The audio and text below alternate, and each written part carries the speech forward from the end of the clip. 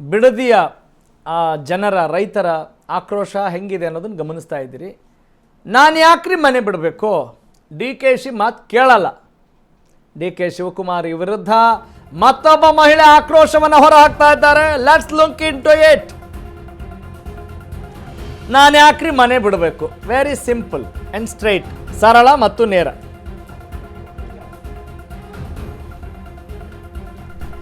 D K ಸಾಹೇಬ್ರೆ, ನೀವೇನೋ ಸಾಹುಕಾರ್ರಿ, ಭೂಮಿ ಹೋದ್ರೆ ನಮ್ಮಂತ ಬಡವ್ರ ಕಥೆ ಏನು ಮಾಡಬೇಕು? ಬಡವ್ರ ಕಥೆ ಏನು? ಭೂಮಿ ಕಿತ್ಕೊಂಡ್ರೆ ನಮ್ಗೆ ಎಲ್ಲಿ ಕೂಲಿ ಮಾಡೋದು ಹೇಳಿ?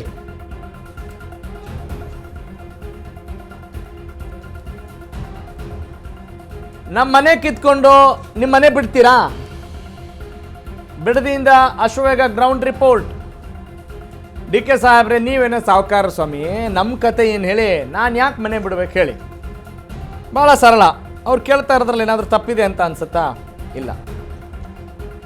ರಾಜ್ಯದ ನೂತನ ಮುಖ್ಯಮಂತ್ರಿ ಡಿ ಕೆ ಶಿವಕುಮಾರ್ ಅವರಿಗೆ ಆ ಮಹಿಳೆ ನೇರವಾಗಿ ಹೇಳ್ತಾ ಇದ್ದಾಳೆ, ಡಿ ಕೆ ಸಾಹೇಬ್ರೆ, ನೀವೇನೋ ಸಾಹುಕಾರರು, ಭೂಮಿ ಹೋದ್ರೆ ನಮ್ಮಂತ ಬಡವ್ರ ಕತೆ ಏನು? ನಾವೆಲ್ಲಿ ಕೂಲಿ ನಾಲಿ ಮಾಡಬೇಕು?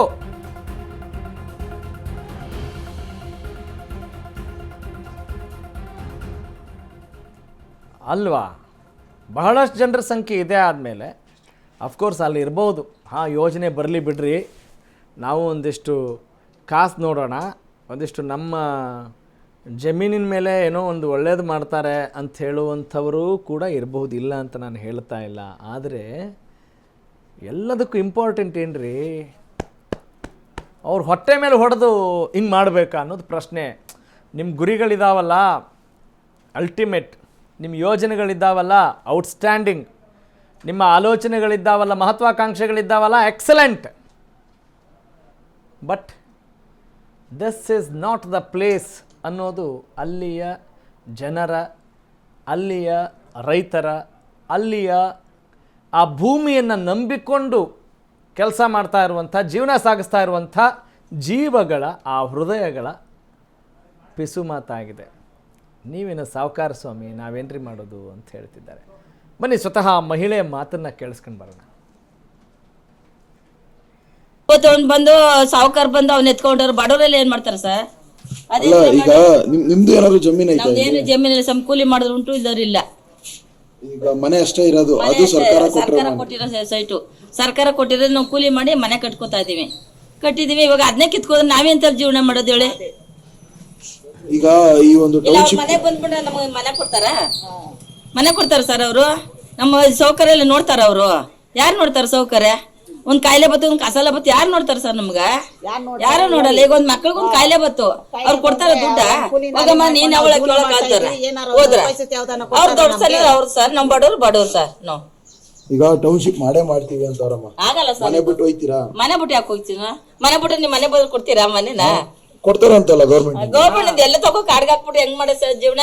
ನಮ್ಮ ನೀರು ನಳ್ಳಿ ಎಲ್ಲ ಸೌಕರ್ಯ ಚಾಂಗದ ಎಲ್ಲ ಅನುಕೂಲ ಮಾಡ್ಕೊಟ್ರ, ನಮ್ಮ ಊರವ್ರೆಲ್ಲ ಸೇರ್ ಮಾಡ್ಕೊಟ್ಟವ್ರ. ನಾವ್ ಬಿಡ್ಬಿಟ್ಟು ಹೋಗ್ತಾಯ್ತದ? ಇಲ್ಲಿ ನಾವ್ ಬಿಡಕ್ ಚಾನ್ಸ್ ಇಲ್ಲ ಸರ್. ಇದು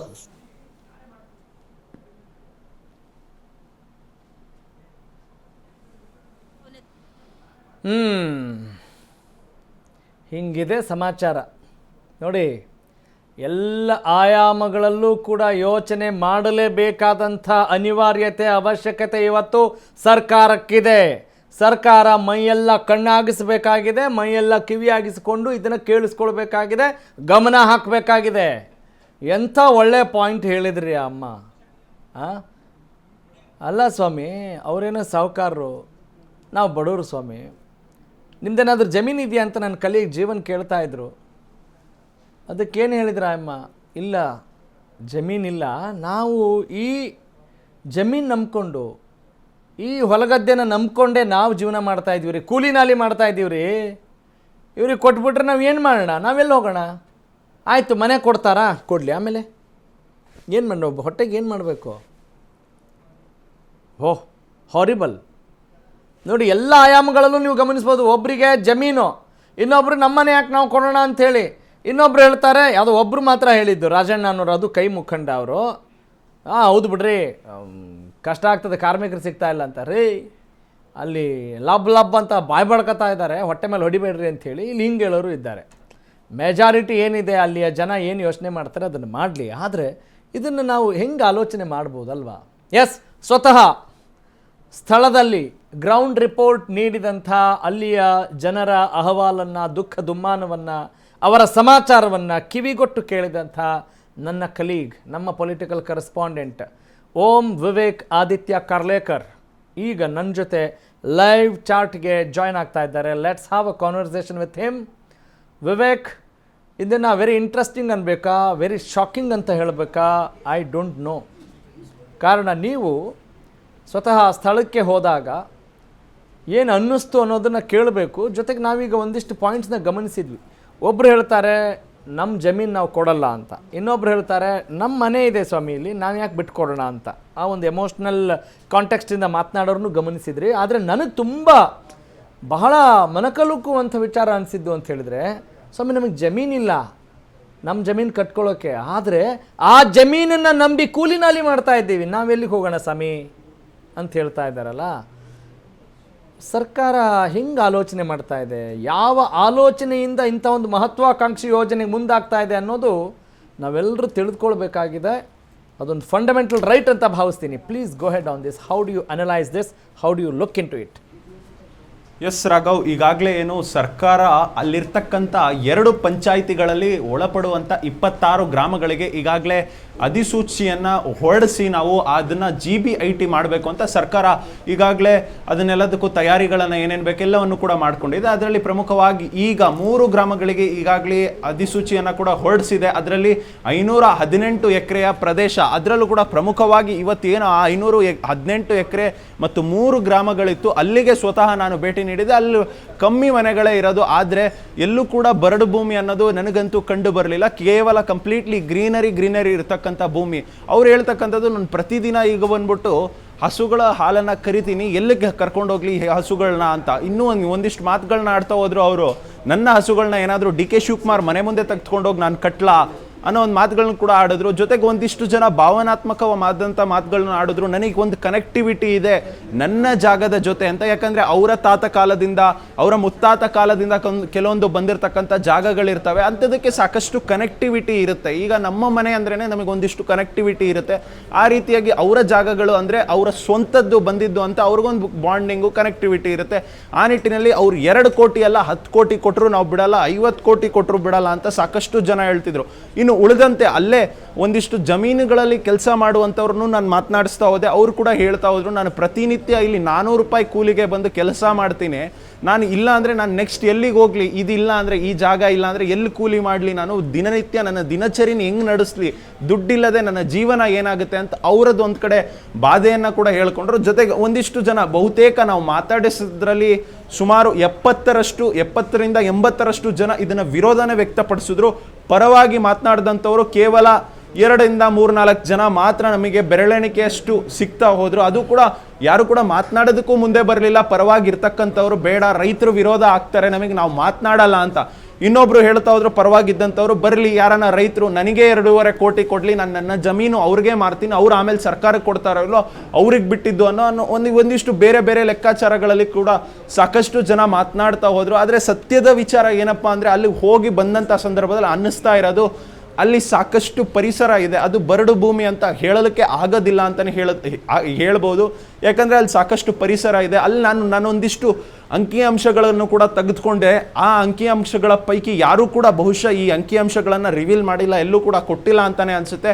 ಸುಮಾರು ವರ್ಷಕ್ಕೆ 500ರಿಂದ 600 ಕೋಟಿ ಆದಾಯ ಬರುತ್ತೆ ಅವರಿಗೆ. ಅಂದರೆ ಅಲ್ಲಿನ ಭೂಮಿಯಿಂದ, ನಾನು ಹೇಳ್ತಕ್ಕಂಥದ್ದು ಅಲ್ಲಿನ ಭೂಮಿಯಿಂದ, ಅಂದರೆ ರೇಷ್ಮೆ, ಬೇರೆ ಬೇರೆ ಬೆಳೆ ಆಗಿರ್ಬೋದು, ಮತ್ತು ಹಾಲು ಕರಿಯೋದಾಗಿರ್ಬೋದು, ಈ ರೀತಿಯಾಗಿ ಅಲ್ಲಿನ ಭೂಮಿಯಿಂದ ಬರ್ತಕ್ಕಂಥ ಅವರಿಗೆ ಒಂದಿಷ್ಟು ಹಣ ಅಂತ ಹೇಳಿದ್ರೆ 500ರಿಂದ 600 ಕೋಟಿ ಬರ್ತಾ ಇದೆ ಅವ್ರಿಗೆ ಸದ್ಯದ ಆದಾಯ ವರ್ಷಕ್ಕೆ. ಅದು ಕೂಡ ಒಂದು ಅಂದಾಜಿನ ಆದಾಯ, ಪರ್ಫೆಕ್ಟ್ ಅಂಕಿಅಂಶಗಳಲ್ಲ. ಅದು ಕೂಡ ಒಂದಿಷ್ಟು ಲೀಸ್ಟ್ ಔಟ್ ಕೂಡ ನಾನು ಮಾಡಿದ್ದೇನೆ, ಅದ್ರ ಬಗ್ಗೆ ಕೂಡ ಚರ್ಚೆ ಮಾಡ್ತಾ ಹೋಗ್ಬೋದು. ಆದರೆ ನಿಜಕ್ಕೂ ಕೂಡ ಇದು ಮಾಡ್ತಾ ಇರೋದು ಸರ್ಕಾರ ಇದನ್ನ ಕೈ ಬಿಡುತ್ತಾ, ಅಥವಾ ಸರ್ಕಾರ ಇಷ್ಟರ ಮಟ್ಟಿಗೆ ರೈತರ ಅಲ್ಲಿ ವಿರೋಧ ಕಟ್ಕೊಂಡು ಕೂಡ ಸರ್ಕಾರ ಮಾಡುತ್ತಾ ಅನ್ನೋದು ಕೂಡ ಕಾದ್ ನೋಡಬೇಕಾಗಿರುತ್ತೆ ರಾಘವ್. ವಿವೇಕ್, ಓಕೆ, ಅಲ್ಲಿಯ ಜನರ ಪರ್ಸೆಪ್ಷನ್ ಏನು ಅನ್ನೋದು ಕೂಡ ಗೊತ್ತಾಗ್ತಾ ಇದೆ. It is very very clear. This is not required at all. ಇದರ ಅವಶ್ಯಕತೆ ಇಲ್ಲ. ಟೌನ್ಶಿಪ್ ಅದಕ್ಕೆ ಏನೇ ದೊಡ್ಡ ಏನೋ ಬ್ರಹ್ಮಾಂಡದ ಮಹತ್ತರ ಯೋಜನೆ ಆದರೂ ಕೂಡ ನಮಗೆ ಬೇಡ ಸ್ವಾಮಿ ಅನ್ನೋದೇ ಅಲ್ಲಿ ಇದೆ. ಆದರೆ ನಾನು ಕೇಳೋದು ಪೊಲಿಟಿಕಲ್ ಪಾಯಿಂಟ್ ಆಫ್ ವ್ಯೂವಿಂದ, ಆ ಕಾಂಟೆಕ್ಸ್ಟಿಂದ ನೋಡೋದಾದರೆ ಡಿ ಕೆ ಶಿವಕುಮಾರ್ ಅವರಿಗೆ ಇದು ದೊಡ್ಡ ಸವಾಲಾಗಿ ಏನಾದರೂ ಮರುಕಳಿಸುತ್ತಾ, ಅಥವಾ ಐ ಡೋಂಟ್ ಕೇರ್ ಅನ್ನೋ ಶಬ್ದವನ್ನು ನಾವು ಬಳಸಿದಾರಲ್ಲ, ಅದನ್ನು ಮನಸ್ಸಿನಲ್ಲಿ ಇಟ್ಕೊಂಡು ಅವರು ಮುಂದುವರೆದ್ರೆ ಏನಾಗಬಹುದು ಮುಂದೆ, ಯಾವ ರೀತಿಯಾದಂಥ ಈ ವಿಚಾರದ ಬಗ್ಗೆ ಮಾತನಾಡ್ತಾ ಹೋದ್ರು ಕೂಡ ಈಗಾಗಲೇ ನಾವು ಹೋದಂತ ಸಂದರ್ಭದಲ್ಲಿ ಗ್ರೌಂಡ್ ರಿಪೋರ್ಟ್ ತೆಗೆದುಕೊಳ್ಳುವಂತ ಸಂದರ್ಭದಲ್ಲಿ ಜನನೇ ನೇರವಾಗಿ ಹೇಳ್ತಾ ಇದ್ದಾರೆ, ಈ ರೈತರ ವಿಚಾರಕ್ಕೆ ಬಂದಂಥವ್ರು ಯಾರು ಕೂಡ ಸರ್ಕಾರದಲ್ಲಿ ಉಳಿದಿರಲಿಲ್ಲ, ಮತ್ತೊಮ್ಮೆ ಸರ್ಕಾರ ರಚಿಸೋಕೆ ಆಗಿರಲಿಲ್ಲ. ಕುಮಾರಸ್ವಾಮಿಯಿಂದ ಯಡಿಯೂರಪ್ಪ ಅವರಾಗಿರ್ಬೋದು, ಈಗ ಸಿದ್ದರಾಮಯ್ಯನವರು ಈ ವಿಚಾರವನ್ನು ಮಾಡಬೇಕು ಅಂತ CM ಆಗಿದ್ದಂಥ ಸಂದರ್ಭದಲ್ಲಿ ಕೈಗೆತ್ಕೊಂಡ್ರು, ಅವರು ಕೂಡ ಹೋದ್ರು. ಈ ರೀತಿಯಾಗಿ ಯಾವುದೇ ಮುಖ್ಯಮಂತ್ರಿ ರೈತರ ಪರವಾಗಿ ನಿಲ್ಲದೆ ಹೋದರೆ, ರೈತರ ವಿರೋಧಿ ನಡೆಯನ್ನು ಮಾಡಿದ್ರೆ ಅವ್ರು ಯಾರು ಕೂಡ ಮುಂದೆ ಅಧಿಕಾರಕ್ಕೆ ಬರೋದಿಲ್ಲ. ನಾವು ಅವರಿಗೆ ತಕ್ಕ ಪಾಠವನ್ನು ಕಲಿಸ್ತೀವಿ. ಇವ್ರಿಗೇನಿದ್ರು ಕೇವಲ 2 ವರ್ಷ ಅಧಿಕಾರ ಇರೋದು, 2028ಕ್ಕೆ ನಾನು ತಕ್ಕ ಪಾಠ ಕಲಿಸ್ತೀನಿ ಅಂತ ಸಾಕಷ್ಟು ರೈತರು ಕೂಡ ಮಾತನಾಡಿದ್ರು. ಆದರೆ ಈಗ ಸದ್ಯದ ಮಟ್ಟಿಗೆ ಇರ್ತಕ್ಕಂಥದ್ದು, ಈಗ ಅಧಿಸೂಚಿ ಆಲ್ರೆಡಿ ಹೊರಡ್ಸಾಗಿದೆ 518 ಎಕರೆಗೆ. ಅದರ ಪೈಕಿ ಏನು ಮಾಡ್ತಾರೆ, ಅಲ್ಲಿನ ವಿಚಾರನ ಯಾವ ರೀತಿಯಾಗಿ ತೆಗೆದುಕೊಳ್ತಾರೆ ನಿಜಕ್ಕೂ ಕೂಡ. ಮತ್ತು ಇಲ್ಲಿ ಒಂದು ಇಂಟ್ರೆಸ್ಟಿಂಗ್ ಫ್ಯಾಕ್ಟು ನನಗೆ ಗೊತ್ತಾಗಿದ್ದು ಈಗ ಹೋಗಿ ಬಂದ ಮೇಲೆ, ಅಂದರೆ ವೆರಿ ಇಂಪಾರ್ಟೆಂಟ್ ರಾಘವ್, ಇದು ಏನಂದರೆ ಈಗ ಬಂದ್ಬಿಟ್ಟು ನಿಮ್ಮದೇ ಒಂದು ಜಮೀನಿದೆ, ನೀವು ಬಂದ್ಬಿಟ್ಟು ಒಂದು ಗಂಡು ಮಗು ಆಗಿದ್ದೀರಾ, ಜೊತೆಗೆ 2 ಹೆಣ್ಣು ಮಕ್ಕಳು ನಿಮ್ಮ ಜೊತೆಗಿದ್ದಾರೆ, ಸಹೋದರಿಯರು ಅಂತಾನೆ ಭಾವಿಸ್ಕೊಳ್ಳೋಣ. ಆ ಸಂದರ್ಭದಲ್ಲಿ ಏನಾಗಿತ್ತು ಅಂದ್ರೆ, ಇಲ್ಲಿಯವರೆಗೂ ಕೂಡ ಎಲ್ಲರೂ ಕೂಡ ಬಿಡಿ ನನ್ನ ಅಣ್ಣ ಅಥವಾ ನನ್ನ ತಮ್ಮ ಅಲ್ಲಿ ಜಮೀನಿನಲ್ಲಿ ಏನೋ ಒಂದು ಮಾಡ್ಕೊಳ್ತಾ ಇದ್ದಾನೆ ಅಂತ ಬಿಟ್ಕೊಳ್ತಾ ಇದ್ರು. ಸಾಕಷ್ಟು ಜನ ಸುಮ್ಮನಿದ್ರು, ಸಹೋದರಿಯರಾದಂಥವ್ರು ಯಾರು ಕೂಡ ಏನು ಕೇಳಕ್ ಹೋಗ್ತಾ ಇರಲಿಲ್ಲ ಪಾಲನ್ನ. ಇದು ನಾನು ಆಫ್ ದ ರೆಕಾರ್ಡ್ ಮಾತನಾಡ್ತಾ ಸಂದರ್ಭದಲ್ಲಿ ನನಗೆ ಸಿಕ್ಕಿರೋವಂಥ ಅಂಶಗಳು. ಯಾರು ಕೂಡ ಪಾಲನ್ನ ಕೇಳ್ತಾ ಇರಲಿಲ್ಲ, ಸಹೋದರಿಯರಾದಂಥವ್ರು ಸುಮ್ಮನಿದ್ರು. ಆದರೆ ಈಗ ಈ ಸಂದರ್ಭದಲ್ಲಿ ನಾವು ಸಾಕಷ್ಟು ಬಾರಿ ಈ ಮಾತನ್ನ ಕೂಡ ಕೇಳಿರ್ತೀವಿ, ಸತ್ತ ಹೆಣಕ್ಕೂ ಕೂಡ ದುಡ್ಡು ಅಂದ್ರೆ ಎದ್ದು ಕೂತ್ಕೊಳ್ಳುತ್ತೆ ಅಂತ ಆ ರೀತಿಯಾದಂಥ ವಿಚಾರ ಇಲ್ಲಿ ನೋಡ್ಬೋದು ನಾವು. ಯಾಕಂದ್ರೆ ಯಾವ ಸಹೋದರಿಯರು ನನಗೇನು ಬೇಡ, ನನ್ನ ಅಣ್ಣ ಅಥವಾ ನನ್ನ ತಮ್ಮ ಚೆನ್ನಾಗಿರ್ಲಿ ಅಂತ ಇಷ್ಟು ದಿನದವರೆಗೂ ಇದ್ರು, ಈಗ 1 ಎಕರೆಗೆ 2.5 ಕೋಟಿ ಬರ್ತಾ ಇದೆ ಅಂದ್ರೆ ಅವ್ರಗಳಿಂದ ಈಗಾಗಲೇ ಕರೆಗಳು ಬರೋದಕ್ಕೆ ಶುರುವಾಗಿದೆ ಅಂತೆ. ಯಾವಾಗ ಬರುತ್ತೆ ನಮ್ಮ ಪಾಲು ಅಂತ.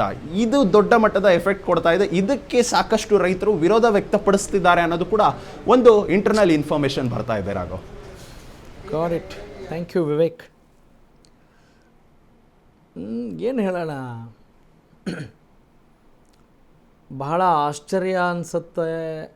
ಮತ್ತು ಇದು ಯಾವ ದಿಕ್ಕಿನತ್ತ ಸಾಗಬಹುದು, ಅದು ಇಷ್ಟು ದೊಡ್ಡ ಪ್ರಮಾಣದ ಭೂಮಿಯನ್ನು, 1000 ಎಕರೆ ಭೂಮಿನ ಮೊದಲೇ ಮುಂದೆ ತಿನ್ನೋಕೆ ಅನ್ನ ಇಲ್ಲ, ಕೃಷಿಯ ಜಮೀನಿನ ಸಂಖ್ಯೆ ಕಡಿಮೆ ಆಗ್ತಾ ಇರೋದು ನಮಗೆ ಮುಂದಿನ ಪೀಳಿಗೆಗೆ ಯಾವ ರೀತಿಯಾದಂಥ ದೊಡ್ಡ ಸಮಸ್ಯೆ ಬಂದೊದಗಬಹುದು ಅನ್ನುವ ದೂರದ ಆಲೋಚನೆ ಕೂಡ ನಮಗಿಲ್ವಾ?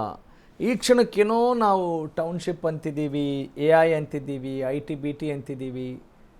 ಈ ಅಭಿವೃದ್ಧಿಯ ಮಾನದಂಡವೇ ಎಲ್ಲೋ ಮಿಸ್ ಆಗಿ ಹೋಗಿದೆಯಾ? ಸುಮ್ಮನೆ ಯಾವುದೋ ಒಂದು ಓಘದಲ್ಲಿ ಓಡ್ತಾ ಇದ್ದೀವಾ ಅನ್ನುವ ಆಲೋಚನೆ, ಅವಲೋಕನ ಕೂಡ ಈಗ ಅವಶ್ಯಕತೆ ಅಂತ ಅನ್ನಿಸ್ತಾ ಇದೆ.